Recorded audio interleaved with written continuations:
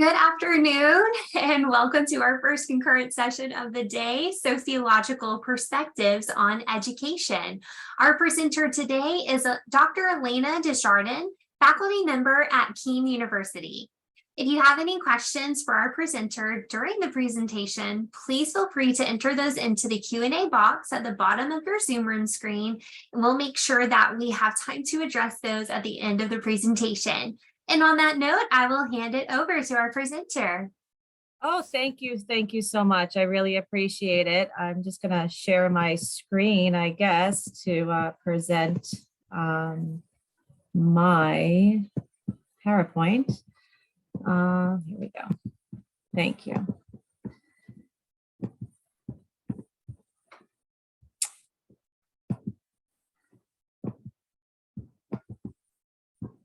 Okay, thank you so much for having me on today. I really appreciate the opportunity to showcase some of the different topics that are really important in the educational and sociology arena.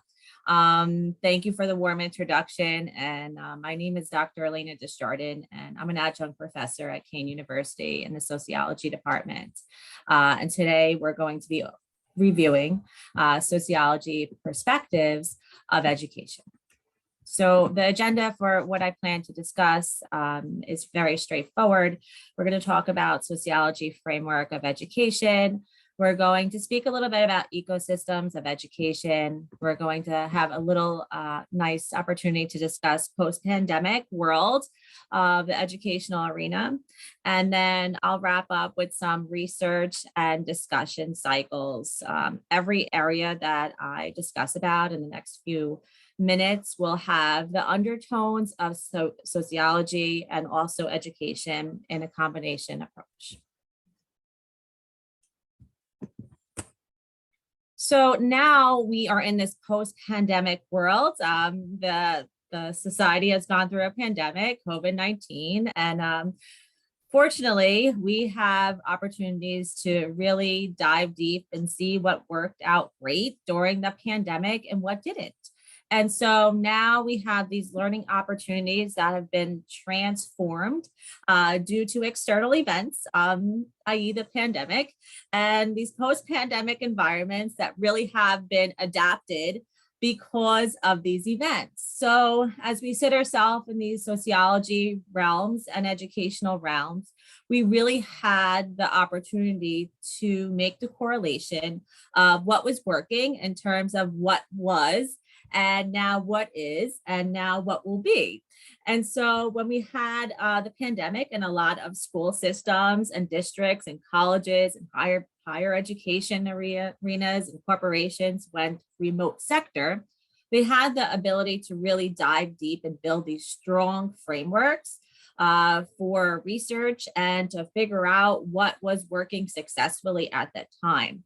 And there's always a silver lining in things. And through that time, many schools across the country, higher ed, like I said, corporations had the ability to embrace these cycles.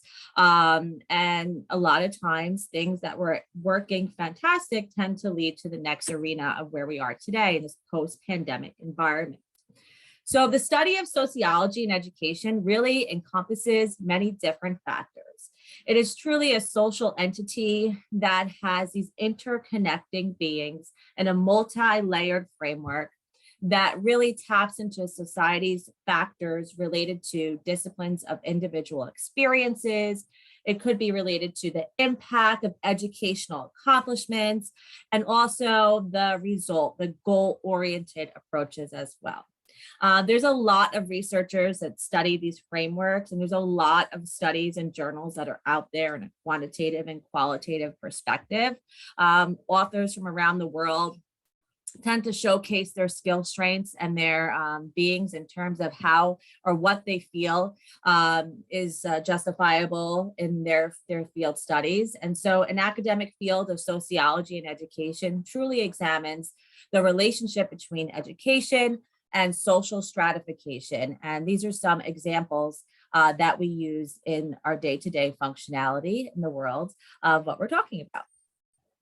As we look forward a little bit, we'll see that the COVID-19 pandemic had opportunities that created truly significant impacts in the field of education, and also educational institutions and stakeholders.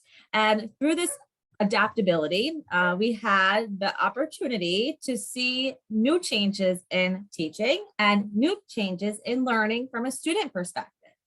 Many, like I said before, shifted online to this remote sector, and technology was obviously infused because we really needed it so bad to be able to continue on.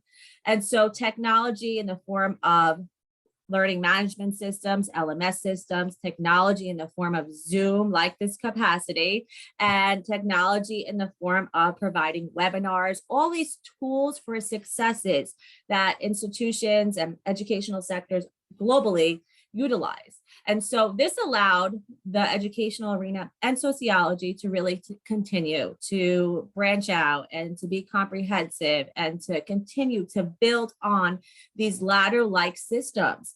And so the virtual world of education continued to thrive because this needed to happen. We needed to continue to educate individuals. We needed to continue on the educational threshold and provide opportunities for students to branch out in their skill sets and learn in a greater scope. So sociological perspective on education really focuses on this transformation of educational ecosystems that are really dived into these particularly interesting components based upon stakeholder developments and all about how we design these educational opportunities for our students that allow for growth to take place. And that's the beauty of this, that due to the continuation of educational opportunities for students globally in the capacity of the remote world, the aspects of growing in terms of educational breadth continue to take shape. So parents, students, stakeholders, educators, policymakers, in all different arenas and all different perspectives, they really had opportunities to make significant changes over the past 3 or 4 years, pre and post pandemic, that will allow and has allowed identification of addressing varying perspectives in terms of how these ecosystems are and were designed for equitable services for our students. And those students can come in, little pre-K students or all the way up higher ed and doctoral students as well. Educational systems are something that is definitely compounded and changes often. When we see these educational systems, we may see them in the breadth of remote capacities or traditional hybrid-like setting or brick and mortar-like setting.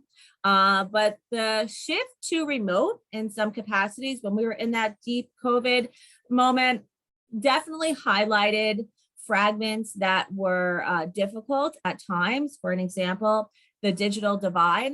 Students that were globally across the world or sitting next door to you may have had not the best internet service, or may have had barriers that impeded in their ability to continue on in their educational developments. And that is one example of a divide in education that took place over the past 3 years since the pandemic. So it truly is essential that we understand these social structures and these deep opportunities for educational outcomes in a longevity perspective. So we continue to work towards building out a strong and stable ecosystem that is based upon inclusive environments and that is strong in the setting of being very equitable. Now we're going to look in theories of sociology and education. And so a lot of researchers across the world, including myself, tend to always rely on theories to be able to form really strong relationships between two different platforms. So here we're talking about education and sociology. So we use the notion of theories to help build out these concepts and help drive our discussion in our research sector. So some of the theories that lead these discussions in the combination or the marriage between education and sociology are functionalism theory, conflict theory, and symbolic interactionist theory. These are three of the more prominent theories that stay on the breast of the combination, the relationships between these two components. Every one of these theories that I just mentioned really are at center stage when researchers make these causation effects or to try to find relationships between these constructs. When we think about social institutions and sociology, we really have to think about this as an interdiscipline relationship and not two separate segues. Think about something that's combined together, that's in the hopes trying to delve really deep in the optimizing effect to build strong structural institutions that are based upon longevity of educational outcomes, that are based upon experiences of the students that are built into these past 3 years, and that are really in this strong kind of opportunity, this longevity effect of educational and society connections. There are a lot of individuals that have studied these topics over the course of the past couple of years, and some really highlight the true significant takeaways from this, that there was a need to make alterations in educational deliverance, and that need came in more reliance on technology and opportunities like providing webinars via Zoom or going on LMS systems. And all of these hybrid-like opportunities have came out of a pandemic-like situation.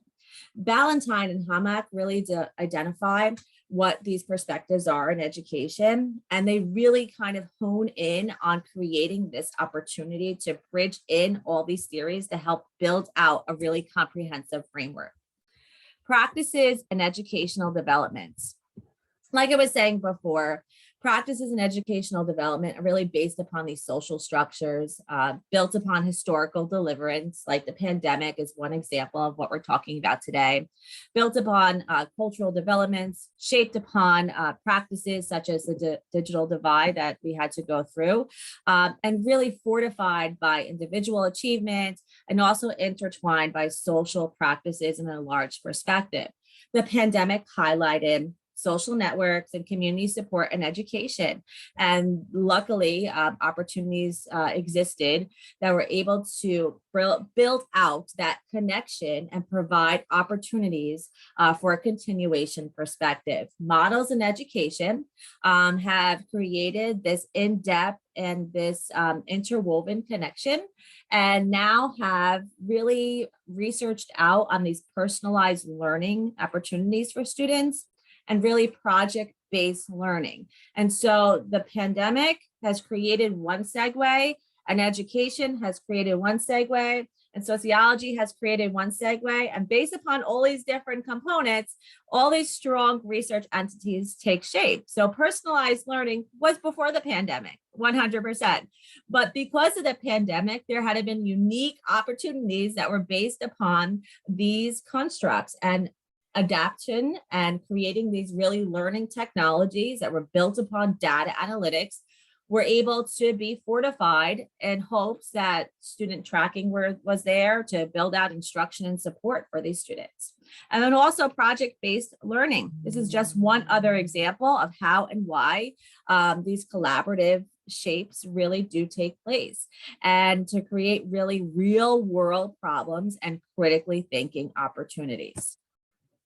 Now we are jumping right into a quick visual. So this is just a visual to bring all the connections together. You have somebody in school, and we're talking about social cultural innovation. We're talking about the placement. We're also talking about socialization, the community in depth, and also the integration as well. All of these things come together to support the students in a very low setting, pre-K, all the way up to a doctoral level and everywhere in between. Fundamental components based upon post-pandemic education. Education is truly a fundamental component of a modern society, and there's many different roles that it shapes and individual systems as well. The sociology of education seeks out to bring in that education, sociology, and society connection in the terms of social structures and also the built out educational systems. And additionally, it also studies how the effect to these axes take place: education, academic achievement, and also educational outcomes. And first and foremost, individuals in this field, researchers, tend to lead with foundational segues and foundational developments. And those were the theories that I discussed prior. Now, just bridging everything all together, education in the post-pandemic world has definitely changed and altered where we are in terms of how we're supporting our students, large and small. Emerging education in sociology has definitely brought significant changes. It also allowed for more flexibility in the learning environment. And it also created a deeper awareness to bring in that social emotional support for students that needed that extra resources, needed a layered approach, and really needed to hone into more personalized support as well for students all across the different ecosystems. Additionally, as we bridge out, the fundamental components in emerging education and sociology has changed very, very rapidly. You have students that are part of this segue and that are really diving deep into these collaborative components, students that are part of these institutional settings or K-12 settings, and they're really learning off of each other, built upon group cohesiveness, and they're really trying to make these project-based learnings work successfully in a remote-like sector. The lifelong learning approach, building skill sets that are both hard and soft skills. So we're really diving into this component. And again, pre-pandemic, this was part of the conversation, but I do feel that after the pandemic, this was deepening long-term perspective of how to build out these lifelong skills for students. And overall, the pandemic has really allowed us to shape or reemerge these topics in a larger breadth and more comprehensive. Now we're going into a little bit of the crucial opportunities for the interplay of factors to take place. And again, always using the human approach to be able to support students in a holistic framework. Sociology of education offers very valuable opportunities and very in-depth opportunities to offer these tools for success. And, you know, the pandemic has brought light to many of these things. And because remote capacities were there, those complex environments that students were struggling in may have been eased by sitting in a webinar or hopping into a review session online or a breakout session, all these wonderful things that have allowed technology to continue on the educational arena. So in conclusion, the COVID pandemic has really highlighted the need for sociological perspective on education, particularly in the area of educational ecosystems. It obviously continues to evolve and continues to branch out in response to the pandemic and post-pandemic environments. But it also provides these opportunities for various stakeholders to address any inequalities that we had, such as the digital divide, and also to continue to reemerge and to redevelop really deep support for our students globally in this really rapid changing world. So thank you so much for taking this opportunity to sit with me today. And I really enjoyed the ability to showcase the connection between sociology and education. Thank you.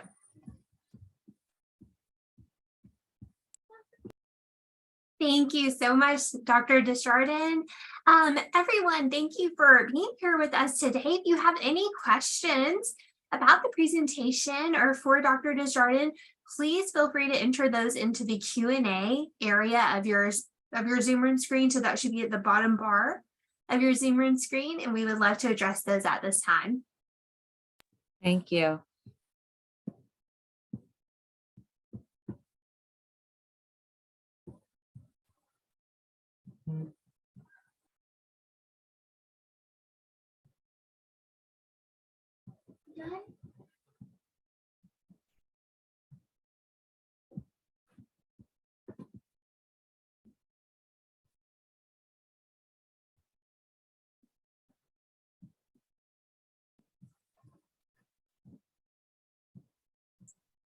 Doesn't look like we Thank you so much, Victoria. I really appreciate it. And Lauren, thank you for the opportunity. And I wish you a wonderful rest of your day. And thank you so much for sitting here. Thank you so much, Dr.